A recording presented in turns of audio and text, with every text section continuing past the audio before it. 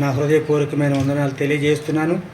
తగుమాత్రపు సమయం నేను సాధారణంగా వర్తమాన విషయంలో కానీ ఎక్కడికైనా వచ్చే విషయంలో కానీ నేను టైం పాటించడానికి చాలా ఇష్టపడతాను. కానీ నేను ఈ మట్టపర్రు రోడ్లో ఆగిపోయాను ఒక్క 20 నిమిషాల పైన. లేకపోతే నేను సమయానికి అంటే నాకు ప్రకటించిన టైం అంటే నాకు చాలా టెన్షన్ అనమాట. అలాగే వర్తమానం నాకు ఇంత టైం ఇచ్చారంటే అంత టైంలోనే ముగిస్తాను. ఓకే, మొదటి దినవృత్తాంతములు 19వ అధ్యాయం. మొదటి దినవృత్తాంతములు 19వ అధ్యాయము. మొదటి దినవృత్తాంతములు 19వ అధ్యాయము 11, 12, 13 వచనాలు మనందరము కలిసి చదువుకుందాం. 11, 12, 13 వచనాలు మనందరము కలిసి చదువుకుందాం. కడమ జనులను అమ్మోనీయులకు ఎదురుగా వ్యూహపరిచి తన సహోదరుడైన అభిషేక్ అప్పగించి తినను. సిరియన్ల బలమునకు నేను నిలవలేకపోయిన ఎడల నీవు నాకు సహాయం చేయవలను. అమ్మోనీయుల బలమునకు నీవు నిలవలేకపోయినడలా నేను నీకు సహాయము చేయదును. ధైర్యము కలిగి ఉండుము. మనము మన జనుల నిమిత్తమును మన దేవుని పట్టణముల నిమిత్తమును ధీరత్వము చూపుదము. యెహోవా తన దృష్టికి ఏది మంచిదో దాని చేయునుగాక.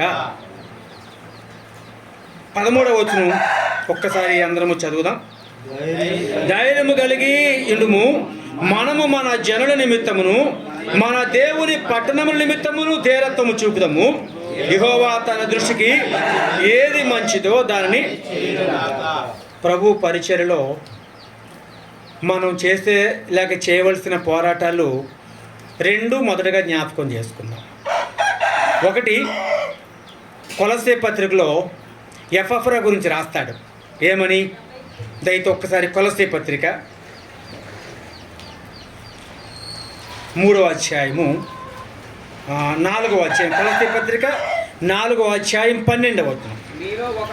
మీలో ఒకడును క్రీస్తు యేసు దాసుడునైన ఎపఫ్రా మీకు వందనములు చెప్పుచున్నాడు. మీరు సంపూర్ణులను ప్రతి విషయంలో దేవుని చిత్తమును గూర్చి సంపూర్ణాత్మ నిశ్చేత గలవారునై నిలకడగా ఉండవాలని మీ కొరకు తన ప్రార్థనలో పోరాడుచున్నాడు. ఇది ప్రార్థనలో పోరాటం. ఇది హోషే గ్రంథంలో మనం చూస్తాం 12వ అధ్యాయంలో. యాకోబు దేవునితో పోరాడాడు. ఇది వెల్లపుడికి కనిపించదు. ఈ పోరాటము వెల్లపుడికి కనిపించే పోరాటం కాదు ఇది. అందుకే యాకోబుని గురించి మనం జ్ఞాపకం చేస్తున్నాం. ఎవరితో పోరాడుతున్నాడండి? ప్రార్థనలు దేవునితో పోరాడుతున్నాడు. ఇది ఎపఫ్రా యాకోబుల యొక్క జీవితాన్ని కనుక వారి అనుభవాలు మనం జ్ఞాపకం చేసుకుంటే నశించిపోతున్న ఆత్మల కొరకు లేక ఇంకా అనేక సంగతులు లేక అనేకుల కొరకు దేవునితో పోరాడుతూ ప్రభువా పలానా వారు నాకు కావాలి, లేకపోతే నేను ఎందుకు పలానా పనికి వెళ్తున్నాను అంటే ప్రతి పనికి ముందు మనము చేయవలసింది దేవునితో పోరాటము. ఒకవేళ ఈ దినాల్లో సేవకులము పరిచారకులుగా జ్ఞాపకం చేసుకుంటే ప్రభు పనికి వెచ్చించినంత సమయము లేక కనీసం అందులో 10% అయినా మన ప్రార్థనలో గడుపుతున్నామా అనేది మనందరము ప్రశ్నించుకోదగిన విషయమే. ఎంతైనా కష్టపడతాం, ఎంతైనా తిరుగుతాం, ఎంత దూరమైనా వెళ్ళిపోతాం. కానీ మోకరించవలసి వచ్చేసరికి మన ఇంట మనం దేవుని సన్నిధిలో మోకరించవలసి వచ్చేసరికి ఎందుకంటే అలసిపోయాం కదా అని పడుకుంటాం. అంత లేదు, అంత అయిపోగానే ఒక అరగంట పావుగంట సెలవు ఓపెన్ చేసి మొత్తం ఫేస్బుక్ వాట్సాప్ మొత్తం అంతా ఓపెన్ చేసి దానికి టైం గడిపేస్తాం తప్ప ఎంతవరకు. అందుకే నాకు వెలపడికి వస్తే నాకు నెట్ ఉండదండి. ఇంట్లో ఉన్నంతసేపు పిల్లలు వారు ఆన్లైన్ పనుల కొరకు ఫైబర్ నెట్ పెట్టుకున్నారు తప్ప ఇంట్లో బయటకు వచ్చానా నాకు ఇంకా నెట్ పని చేయదు. ఇంకా మనం చేసే నిర్లక్ష్యం ఏంటంటే దేవుని కృప మనందరం బాగానే కూర్చున్నాం. ఎక్కడ సేవకులు మీటింగ్ జరిగినా చాలామంది సేవకులు ప్రార్థనలో కూర్చుంటారు, ఇలాగంటానే ఉంటారు. మనమే మాదిరి లేకపోతే, మనమే చేయకపోతే ఎవరికి చెప్తాం చెప్పండి? ఎవరికైనా చెప్పగలమా? మనం చేయకపోతే, మనం చేస్తేనే కదా సంఘానికి చెప్పేది. మనం చెయ్యం, వాళ్ళు మాత్రం బల్లగుద్ది మనం టైంకి రాం, వాళ్ళ టైంకి రాకపోతే ఊరుకుంటామా?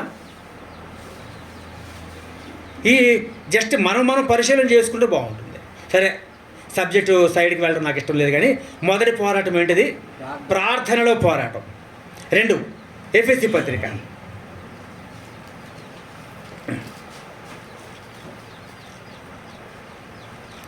ఎఫెసీ పత్రిక 6వ అధ్యాయం 10, 11 11, 12 వచనాలు. మీరు అపవాది తంత్రములను ఎదిరించుటకు శక్తిమంతులగినట్లు దేవుడిచ్చి సర్వాంగ కవచమును ధరించుకొనుడి. ఏలయనగా మనము పోరాడునది శరీరులతో కాదు, ప్రధానులతోను అధికారులతోను ప్రస్తుత అంధకార సంబంధులకు లోకనాథులతోను ఆకాశ మండలమందున దురాత్మల సమూహముతోను. ఇది వెల్లపట మనం చేసే పోరాటం. ఈ పోరాటంలో మనం ధరించుకోవాల్సిన ఆయుధాల గురించి ఒక స్పష్టమైన మాట కనపడుతుంది. ఇందులో ఏంటంటే సువార్త, పాదములకు సువార్త, సమాధాన సువార్త వలనైనా సిద్ధ మనస్సు అను జోడు. ఇది 2వ పోరాటము. దేవునితో కాదు, చాలా దుష్ట శక్తులతో, ఆకాశ మండలమందున్న దురాత్మల సమూహము, లోకనాథులు, ఇంకా ప్రధానులు ఉన్నారు. ఒకవేళ మనల్ని ఎవరైనా అడ్డగిస్తే వాడు మనుషుడు కాదు, వాడు మనుషుడే, కానీ వాడిని మన మీదకి పంపించేది మనుషుడు కాదు. అందుకే దీనికి ఒక పేరు పెట్టారు. దీనికి మనం చేసే పనికి పెట్టిన పేరు ఏంటండి? దండయాత్ర. ఎవరి మీద దండయాత్ర తెలియట్లే. వాడు దండయాత్రను వాడు సహించలేకే అడ్డగించడానికి ముందుకు వస్తాడు. మనం ఏదో గాల్లో చెప్పుకెళ్ళిపోతాం అనుకుంటాం. ఒక సేవకుడు ఒకసారి నన్ను అడిగాడు, ఏమనంటే, అన్న ఏదైనా ప్రయోజనం ఉంటుందంటవా మనం సువార్త చేయడం ద్వారా అంటాడు. ఏదో సాక్ష్యార్థంగా సాక్ష్యం కనుపరుచుకోవడానికి వెళ్తున్నాం తప్ప మనం చేసే సువార్త వల్ల పరిచర్య ప్రయోజనం ఉందంటావా అంటున్నాడు. దీనికి పెట్టబడిన పేరేంటి చెప్పండి? దండయాత్ర. ఎవరి మీద దండయాత్ర చేస్తున్నాం? సాతాను మీద మనం చేస్తే అందుకే ఇక్కడ ఇది యాకోబు అంటున్నాడు తన సహోదరుడిని అభిషేక్ని పిలిచి అంటాడు, ఈ దండయాత్రలో, ఈ పోరాటంలో మనకు కావాల్సింది ఏంటంటే సహకరణ.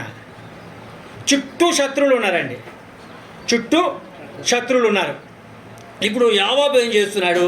తన సహోదరుడైన అభిషేక్ని పిలిచి, ఇప్పుడు మనం పోరాటానికి వెళ్తున్నాం కనుక అమ్మోనీయుల బలానికి నీవు నిలవలేకపోతే నేను వస్తాను, సిరియన్ల బలానికి నేను నిలవలేకపోతే నీవు. అంటే మనం ఏం చేయాలి? ఇప్పుడు పనిలో మనకేం కావాలి?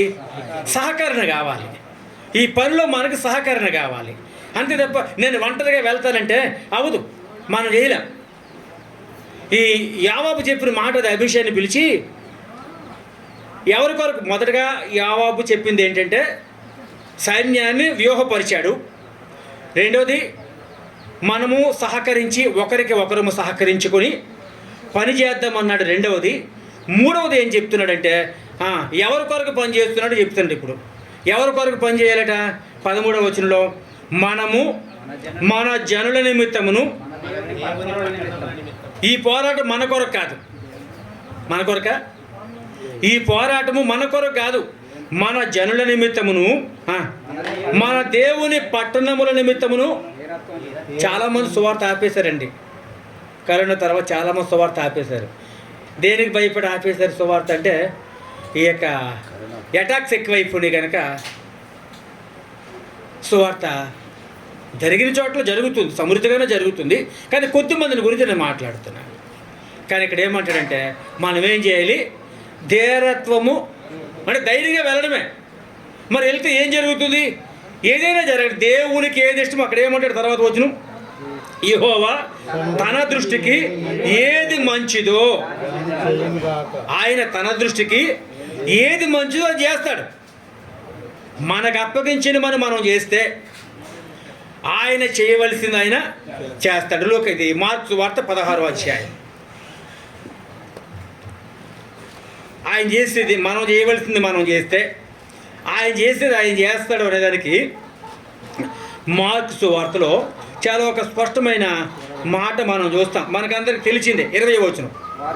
వారు బయలుదేరి వాక్యమంతటా ప్రకటించిరి. ప్రభు వారికి సహకారుడండి.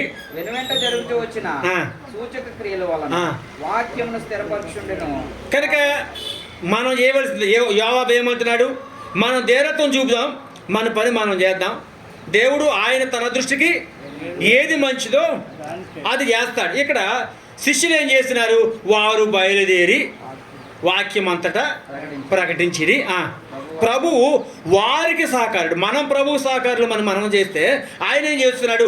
మనకు సహకారుడిగా మన వెనక ఆయన వస్తూ వెనువెంట జరుగుచూ వచ్చిన సూచక క్రియల వలన వాక్యంలో గల ఆనాడు అపోస్తుల కాలంలో వెనువెంట జరుగుచూ వచ్చే సూచక్రియలు కానీ మనం జ్ఞాపకం చేసుకుందాం. ఒకవేళ వెనువెంట జరగకపోయినా ప్రభు తగిన సమయంలో, ఆదికాండం 21వ అధ్యాయంలో రాస్తారు ఏమని? ఆయన నిర్ణయ కాలమును అంటాడు. శారాన్ని గురించి మాట్లాడుతూ అంటాడు నిర్ణయ కాలములో. అంటే ఆయన ఒక టైం ఉంది, ఆయనకు ఒక టైం పెట్టుకున్నాడు. మనం బాధ్యత మనం నిర్వర్తిస్తే ఆయన టైంలో ఆయన తప్పనిసరిగా కార్యము చేస్తాడు. ఈ నిరీక్షణ ఉంటేనే మనం ప్రభు పని చేయగలం. ఈ నిరీక్షణ లేకపోతే మనం ప్రభు పని చేయలేము. ఒకవేళ చేసినా, ఎందుకంటే విత్తువాడు ఇప్పుడు ఇది ఊడ్పుల టైం కదా, వాడి నిరీక్షణ ఏంటి? ఒకవేళ 3 నెలల తర్వాత దాదాపు 3 నెలలే కదా, సారవ అయితే 6 నెలల పంట. ఈ పంట 3 నెలల తర్వాత వాడు ఫలితం కొరకు ఎదురు చూస్తున్నాడు. దాని కొరకు ఎంత పెట్టుబడైనా పెడుతున్నాడు. ఏ మందు అవసరమైతే ఆ మందు కొడుతున్నాడు. రాత్రి పగలమో ఒక రకంగా ప్రయాసపడతాడు, రాత్రి నీరు కొరకు రాత్రి అంతా కష్టపడతాడు అవసరమైతే. ఒకవేళ మనకు లేదు కానీ కర్ణాటక ప్రాంతంలో అయితే వంతుల వారి విధానం. వంతుల వారంటే ఆ వంతు రాత్రి 12 గంటలకు వస్తుందో తెలియదు, 1 గంటకు వస్తుందో తెలియదు. ఆ టైంలో నేను కర్ణాటకలో ఉన్న ప్రాంతంలో అయితే వారానికి వచ్చి 2-3 పాములు చంపేవాడిని. ఆ ప్రాంతంలో నేనున్న ప్రాంతంలో అన్ని త్రాసుపాములే. రోజు పాములు చంపడమే మా పని సేవలో. అటువంటి పరిస్థితుల్లో రాత్రులు ఆ 12 గంటలకే 1 గంటకే ఆ చాలగట్లు ఉండాలంటే రైతులు వాడికి ఎంత కష్టమో చూడండి ఒకసారి. ఒక సామాన్యమైన వ్యవసాయదారుడు కష్టపడుతున్నాడే నిరీక్షణతో. వాడి కష్టం దేన్ని బట్టి పడుతున్నాడు? నిరీక్షణ వాడుకుంది. నాకు పంట వస్తుంది, దిగుబడి వస్తుంది, నేను పడ్డ ప్రయాస అంతటికి ఆ నిరీక్షణ కలిగి మనం ప్రభు పనిలో ముందుకు సాగిపోదాం. కృపగల దేవుడు మనకు సహాయం చేయనుగాక. ఆమేన్. మరి వాక్యం కొరకు